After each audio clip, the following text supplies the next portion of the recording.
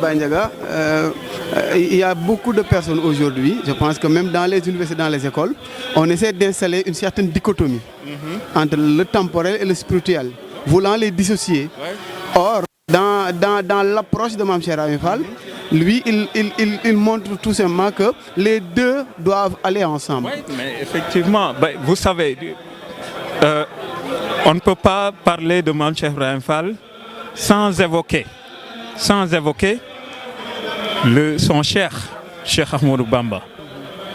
Cheikh Ahmadou Bamba, quand il est venu, il nous a clairement dit qu'il n'a pas inventé ni créé une nouvelle voie.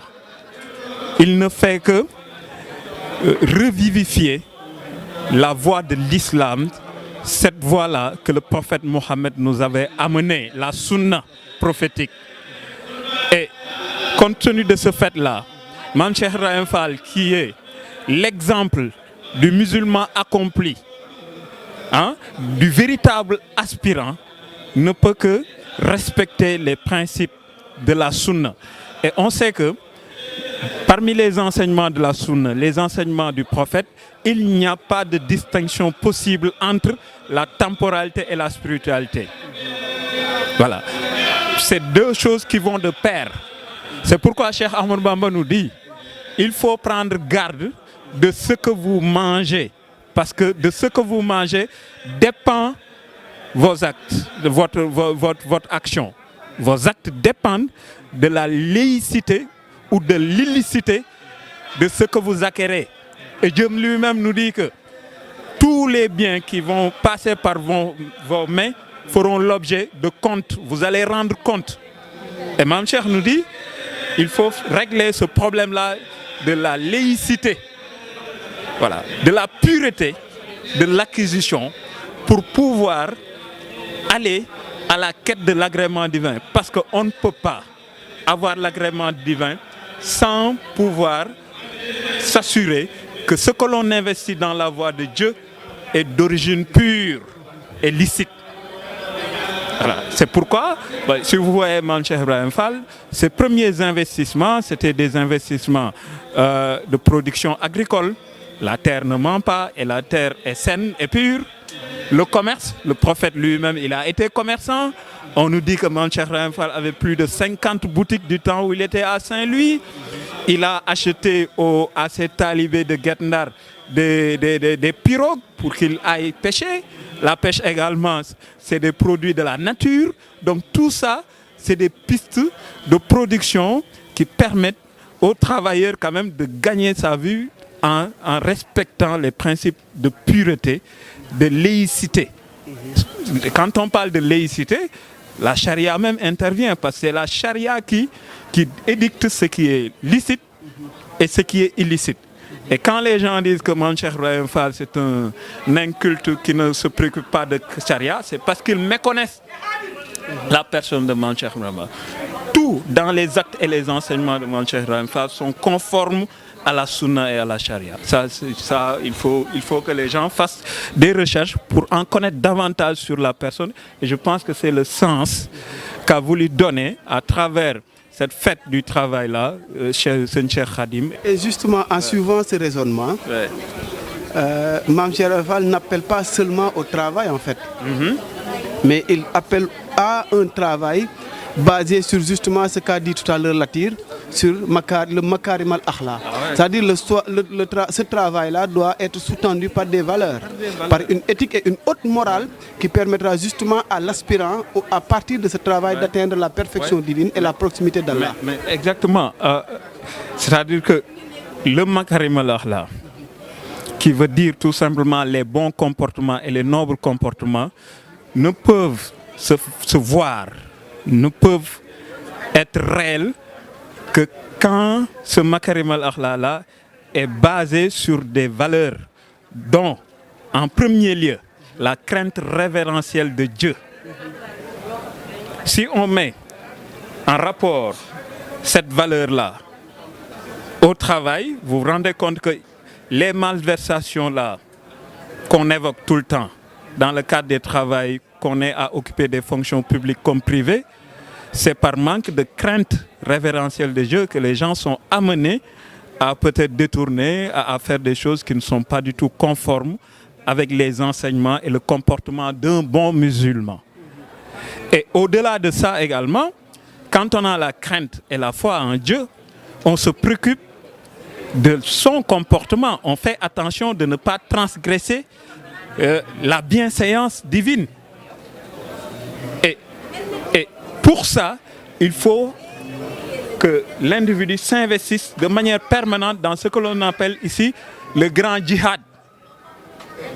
Une guerre qui consiste à dominer ses penchants. Voilà, comme le disait le cheikh Ahmadou Bamba, il faut qu'on prenne garde du monde phénoménal, du plaisir, de l'âme dans sa concupiscence, de l'argent, de la richesse, de Satan. Et nous ne pouvons échapper à ces ennemis-là que par l'incarnation du Makarem al-Akhlaq. Et ça, c'est l'une des fonctions que la tarbiya, que Cheikh Ahmadou Bamba et Mame Cheikh Ibrahima Fall nous ont apporté ici, que la tarbiya est censée amener pour pouvoir bâtir un homme qui est imbu d'une crainte révérentielle de Dieu et qui a un comportement bienséant, un comportement qui est digne et aimé de Dieu. C'est pourquoi Seigneur Muntaha disait que le Baye Fall, c'est celui qui est à l'image du modèle aimé de Dieu. Le Baye Fall, c'est celui qui est aimé de Dieu de par ses comportements, de par la profondeur de sa vision. C'est celui qui transcende les temporalités et le monde phénoménal et matériel pour pouvoir se projeter dans l'au-delà. Voilà. C'est celui qui ne sépare jamais l'au-delà de ce qu'il fait ici. Il prépare son au-delà en se comportant d'une façon à avoir l'agrément divin. Et ça, c'est le sens de l'enseignement de Cheikh Ahmadou Bamba et de Mame Cheikh Ibrahima Fall, que nous avons tous intérêt, en ces temps vraiment compliqués, confis, de revisiter. Voilà. En talibé, si nous voulons vraiment, parce qu'un aspirant mouride, c'est celui qui entreprend un voyage pour aller auprès, pour aller jusqu'à l'enceinte scellée de Dieu. Mais cela ne peut pas se faire si on ne se préoccupe pas d'abord de sa foi, iman, islam, ihsan. Et ça, c'est Mame Cheikh Ibrahima Fall. Voilà, qui nous a... Iman, islam, ihsan, Baye Ndiaga. Et ça, c'est Mame Cheikh Ibrahima Fall. En fait, je disais que la première conclusion qu'on peut tirer de l'analyse et du raisonnement que vous venez de faire, c'est que non seulement Mame Cheikh Ibrahima Fall a mis en place cette voie qui va mener l'aspirant vers la proximité divine, mais il a un mécanisme pour asseoir cette voie. Et parmi ces mécanismes, il fallait travailler pour justement vivre du licite et entretenir sa famille à partir de ce licite. Donc, Mame Cheikh Ibrahima Fall n'a jamais essayé de côtoyer des personnes nanties pour s'autofinancer et investir sa voie. Il les a lui-même fait. Donc, la première chose à faire, que Mame Cheikh Ibrahima Fall a fait, c'est aller travailler. Et Latir parlait tout à l'heure de la diplomatie de Mame Cheikh Ibrahima Fall. Et il a dit, il a développé et entretenu une diplomatie qui lui a valu l'amour et l'estime des colonisateurs avec qui il a toujours relationné pour faire en sorte que Serigne Touba puisse revenir parmi les siens. Et vous l'avez vous-même tout à l'heure dit, on ne peut pas séparer temporalité et spiritualité.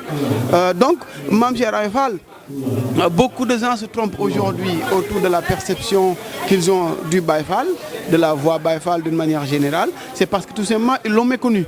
Donc, Mame Baye Ndiaga, qu'est-ce que vous allez dire à cette nouvelle génération d'aspirants qui veulent vraiment, qui aiment et qui veulent vraiment être de bons aspirants et atteindre la quête qu'ils sont venus chercher? Voilà. La première observation que j'estime utile de faire, c'est que la réussite spirituelle emporte la réussite temporelle. Mais je doute que l'inverse soit possible. La réussite temporelle n'équivaut pas pour autant à la réussite spirituelle. Donc, il faut que les gens se réinscrivent dans une certaine spiritualité. C'est d'abord qu'on considère que nous sommes des musulmans En tant que musulmans, nous sommes des mourites.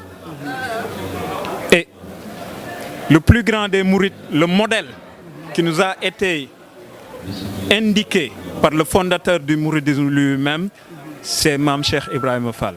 C'est pas pour rien que Seigne Bassirou disait de Mame Cheikh Ibrahima Fall, le grand mouride. Et ce nom de grand mouride là, ça ne sortait pas de la bouche de Serigne Bassirou. C'est Serigne Touba qui appelait ainsi Mame Cheikh Ibrahima Fall. Donc c'est le modèle, c'est l'idéal type du mouride. Ok? Une fois qu'on aura pris Mame Cheikh Ibrahima Fall comme modèle, il est question maintenant de savoir qui était Mame Cheikh Ibrahima Fall. Depuis sa trajectoire, quand il a quitté sa villa natale du Kayor, qu'il est allé à Mbacké Kadior faire son djebolu, jusqu'à sa disparition en 1933, il s'agit quand même de faire des recherches ou d'aller se rapprocher de la famille de Mame Cheikh Ibrahima Fall. Et il est facile d'identifier qu'il relève de la famille de Mame Cheikh Ibrahima Fall parce qu'ils tiennent, quoi que l'on puisse dire, l'héritage de bonne manière. Par contre, il y a des gens, et je pense qu'on ne va pas s'attarder sur ça, qui se réclament Baye Fall, mais qui ne s'efforcent pas à respecter les principes et l'orthodoxie de la voie.